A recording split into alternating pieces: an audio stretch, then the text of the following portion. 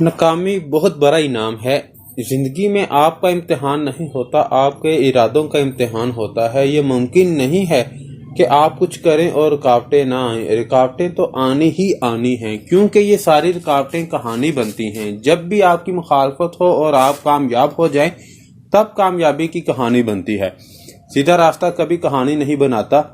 आपको सिर्फ यकीन की मावनत होती है जो आपको आगे लेकर जाता है। जब आदमी कहीं पहुंच जाता है तो इसे पता लगता है कि रुकावटें तो कुछ भी नहीं थी। रुकावट का मतलब यह है कि आपका कोई हदफ है। रुकावट का मतलब है कि कोई इरादा है। रुकावट का मतलब है कि सीखने के कुछ नया मिल रहा है।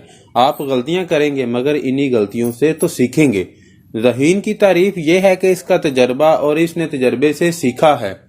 एतमाद तजर्बों और गलतियों से आता है। जितनी गलतियां करके आप सीखते हैं, इतना ज्यादा पुरएतमाद और बहादुर होते हैं।